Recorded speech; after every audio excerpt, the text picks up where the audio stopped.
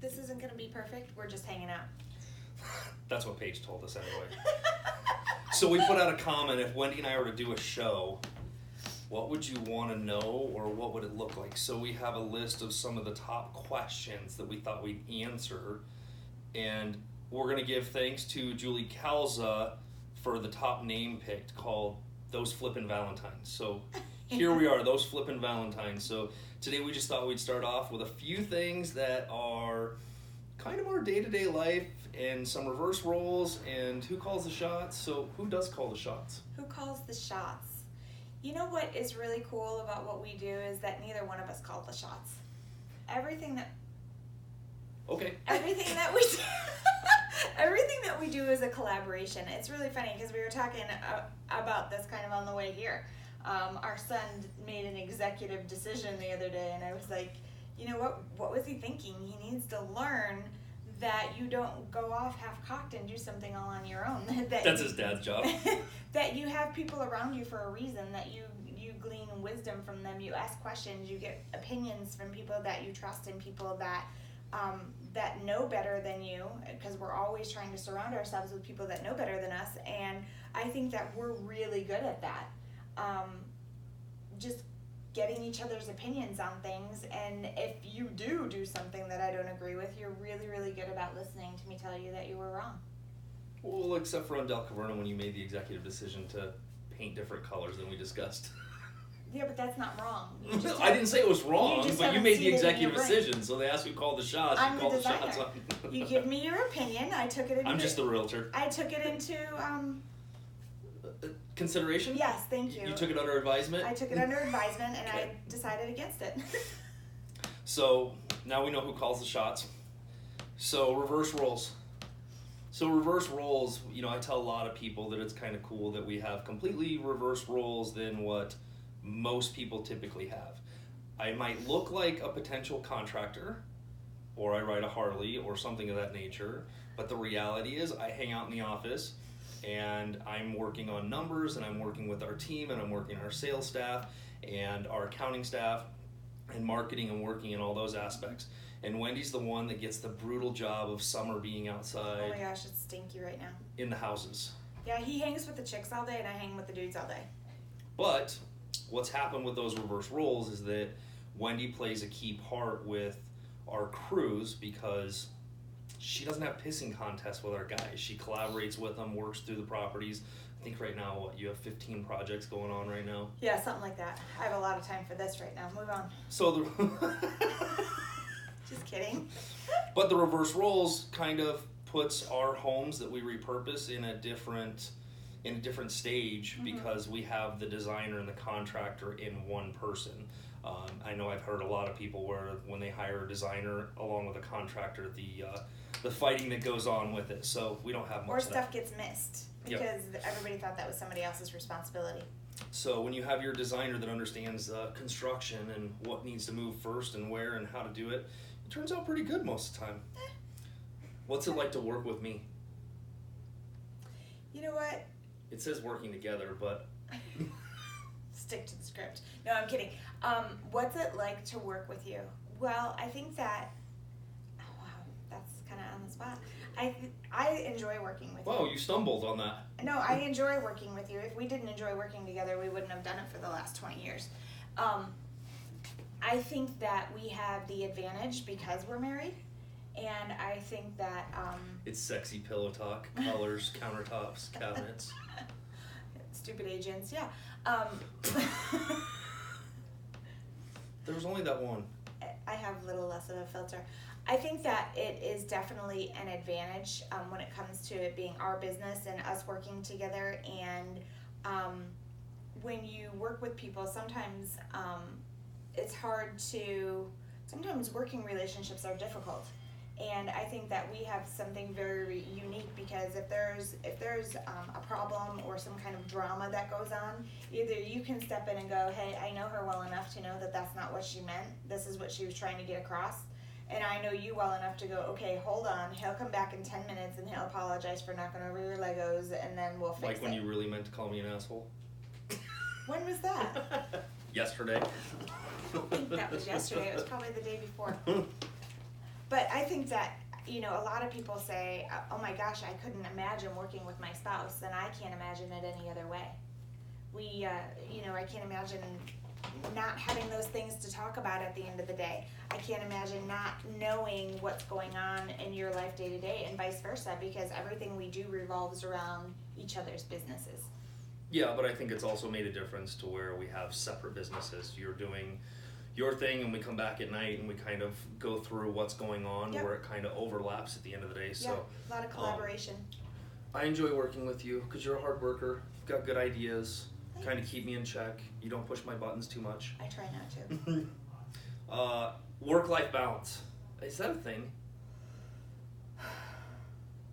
You know, we were with some friends this weekend, and they have younger kids, and there was some other people up at the cabin where we were, and they said to me, your boys are so amazing. They're so independent, and they're, you know, they clean up the kitchen, and they do the laundry, and they figure this out, and they figure that out, and it's, you know, they go through, we got people trying to knock down the door. They go through and they figure it out. How did you do that? And I think that they are the fruits of the labor of our work-life balance.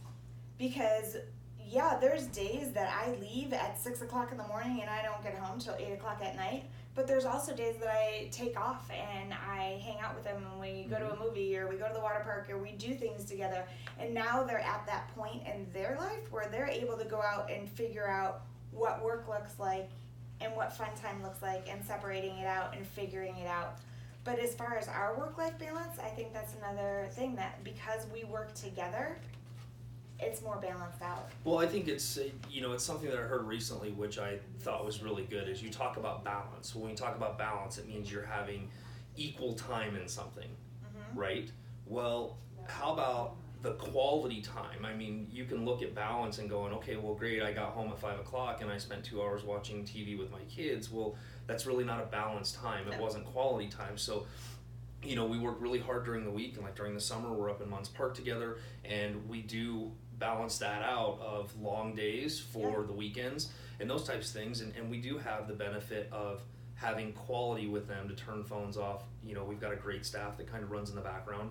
So it does give us a chance to have more quality time than a balanced time. Well, and I think it's really interesting too that, you know, I've heard people go, well, there's 24 hours in a day, so you've got 8 hours for work, 8 hours for sleep, and 8 hours for your family. Well, it doesn't really... 1 8 hour, no. It doesn't really work out that way though, because, you know, a lot of times people look at us and they go, oh, I want what they have, or I want to be like that, or I want to do that. Well, everybody wants to be like you. You don't do that working 8 hours a day. Right. And you don't do it getting 8 hours of sleep a day. No. It doesn't work that way. But the time you do have with your family, you make sure it's quality time. Right.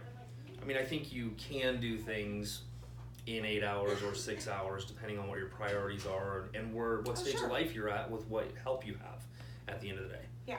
So I think it's a myth, work-life balance. I think it's quality versus the balance part of it. Yeah. Sitting down watching TV with our kids isn't something we've ever done. Do you still love me? Yeah.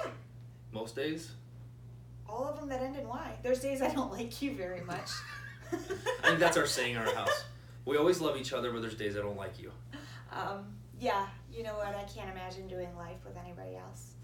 Me neither. That was convincing. I wouldn't want to do it So with my number anybody else. is... No, I'm just kidding. Somebody put that on the screen. Pop it up. Call, and flash text, it. DM for date with the Boss Lady Red. No, I don't think I would do it all over again.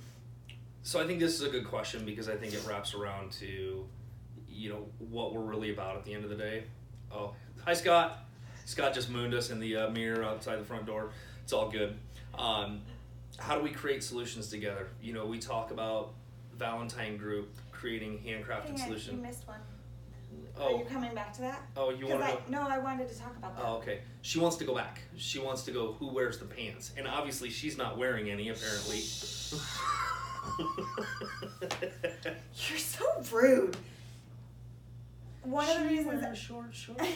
okay. So one of the reasons I wanted to go back to that question is that, you know, we talked about reverse roles and we talked about who calls the shots.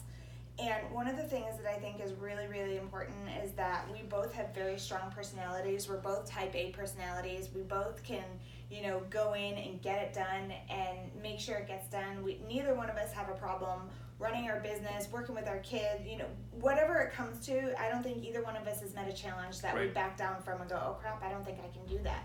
Sometimes it takes a little longer than I'd like, but I think that when it comes down to it, one of the most important things when it comes to our marriage, us still loving each other, it kind of ties all of it together. And it's not necessarily who wears the pants. We've never had roles in our marriage. It's never been... Well, I've had more rolls around my gut more than once. Well, and you didn't even carry the babies. But it's never been you do the dishes and I'll take out the garbage. We've never had defined roles. Right. And we started off our marriage and our business together with, there's no hierarchy. It's not you're the boss, right. It's not I'm the boss, it's not that, one of us calls the shots or wears the pants. I think that spiritually you're the head of our household, and when it comes down to big decisions, we always make them together. The final say-so is taken under advisement. They're baseboards, for goodness sake, it's paint.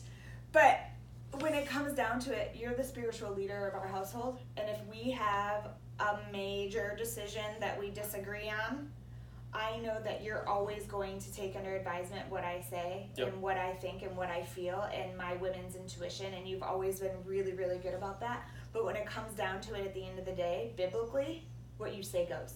Well, I think at the end of the day, So if you would have told me no on the puppies, I wouldn't have gotten them. The puppies, the Jeep, the blah, blah, blah, blah, blah. She works hard for her money. I think when it comes down to it, we always talk about, marriage being a team sport. With no score. At the end of the day, there's no score. There's no, well, I did this, so you should do this, or I did more today than you did, or I worked all day and you didn't. Mm-hmm. There's days like that, but you can't keep score in what we do. And, we keep score, well, who made more money this month, or who brought in more money, or whatever it is. But who lost more money. Right. Yeah, we try not to keep that score. That was your fault. That was your fault. You guys took too long. You held it too long before you gave it to us. Okay. Moving on. So how do we create handcrafted solutions together? Very carefully. You know what? When it comes down to it at the end of the day, and this is one of the things that I tell people, is that we learned at the beginning from your parents, mm-hmm. who collectively, when they started teaching us, collectively had 40 years in the real estate business. Mm-hmm. We are at the point where we now collectively have 40 years in the real estate business. So we learned from people that were doing a higher transaction count than 95% of the people that were in the business. Yep. And we now are at that spot where we do more business than most agents in the business. Right. There has been very little over the 40 years, the 20 that your dad was in business, your parents were in business before us, that they taught us about. And then what we've seen, there's very little that somebody could bring to us that we haven't seen before. Right. Or that we haven't gone, okay, you know what, there was this transaction back in, whatever, that we can pull knowledge from. And we continue to learn from and we're not afraid to take on something that we've not seen before or that we don't know what to do with. I think it comes down to it's the experience of not just the traditional side of buying and selling real estate. Mm-hmm. It also has to do with the experience of what we went through in 2006 when we did lose everything, but it was also the business experience of having 75 employees and fleet vehicles and commercial buildings. So we learned a lot from that, which has obviously helped us grow together in what we know, and then also taking on the aspect of how do we help others build wealth inside the business. We just helped an agent that was 3 months from being able to buy a house because of a BK, and not only buy the house for them, renovate it for them, sell it back to them, and they are happier than all get out because it's a collaboration thing, and we know how to put those solutions together, whether you're a real estate agent, whether you're an investor, whether you're a home buyer, whether you're a seller.